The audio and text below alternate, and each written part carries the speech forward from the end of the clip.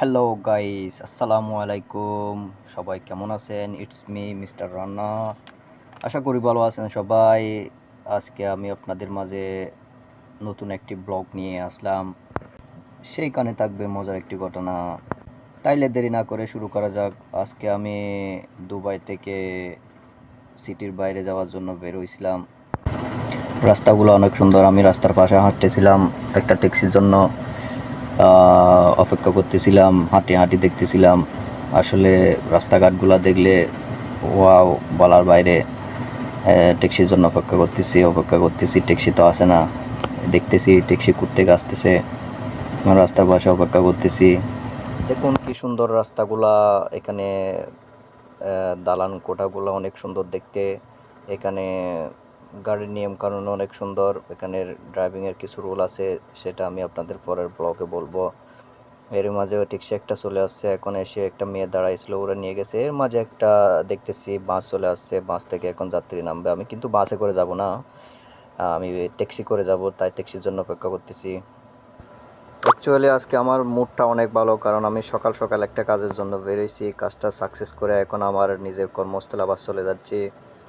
তাই আমি একটা ট্যাক্সির জন্য অপেক্ষা করতেছি অনেকক্ষণ ধরে, কোনো ট্যাক্সি আসতেছে না। যারই একটা আসলো সেটা মেয়ে এইটিকে নিয়ে গেল।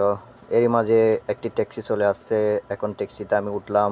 উঠে আমি সিট বেল্ট পরলাম।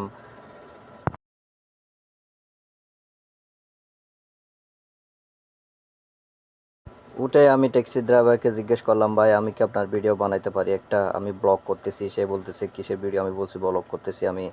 এখানে একটা কথা বলা রাখা ভালো, কারো অনুমতি ছাড়া এই দেশে ভিডিও করলে সেটা অপরাধ বলে গণ্য হবে। এখন আমি চলে আসছি ট্যাক্সি করে, একটা সিগন্যাল আছে, সিগন্যাল অপেক্ষা করতেছি।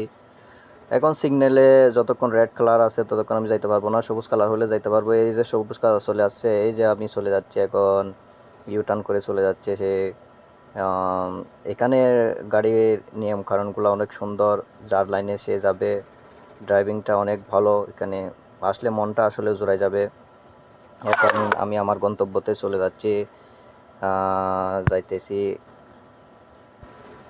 আসলে দুবাইয়ের ট্যাক্সির নিয়ম কারণ কতগুলো আছে, যেগুলো শিখলে, জানা থাকলে কারো ড্রাইভিং লাইসেন্সটা পেতে একটু সহজ হয়। এর মাঝে আমি আমার গন্তব্যস্থলে চলে আসতেছি। কি সুন্দর লাগতেছে রুটটা, দেখতেছেন সবাই। দর্শক, কীরকম লাগতেছে রুটটা এবং একটু জানাবেন কমেন্ট করে। এর মাঝে আমি চলে আসলাম, একটা সিগন্যাল অপেক্ষা করতে হচ্ছে আমাকে। সিগন্যালটা আবার সবুজ কালার হলে আমি যাইতে পারবো।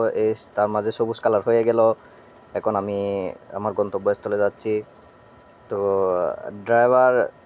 ড্রাইভার ভাই হচ্ছে যে নেপালি, ও হিন্দি জানে। অনেকগুলো আছে যে ইংলিশে কথা বলতে হয় এদের সাথে। যাদের ইংলিশ স্কিল ভালো, তারা ভালো করে কথা বলতে পারলে ভালো একটা ডিমান্ড আছে কাজের। এই কথা বলতে বলতে ব্লগ করতে করতে আমার গন্তব্যস্থলে, আমার কর্মস্থলে, আমার দোকানে আমি চলে আসছি, কাজের স্থানে আমি নামে গেছি। এখন একটা ট্যাক্সি বিল আমারে দিছে, কয় টাকা আছে এটা। এখন দোকানের সামনে চলে আসলাম, এখন দোকানটা আমি ওপেন করব। দর্শক, কীরকম রাখছে আমার ব্লগটা একটু লাইক কমেন্ট শেয়ার করে জানাবেন। আমার লাইফের প্রথম ব্লগ এটা। এখন আমি তালা খুলতেছি, তালা খুলে দোকানের ভিতরে ঢুকবো। দোকানের ভিতরে ঢুকে আমি বসবো, আজকের বিজনেসটা শুরু করব। তো আজকের মতো এখানেই, আল্লাহ হাফেজ। সবাই ভালো থাকবেন। কমেন্ট করে জানাবেন, শেয়ার করে জানাবেন কেমন হয়েছে আমার ব্লগটা।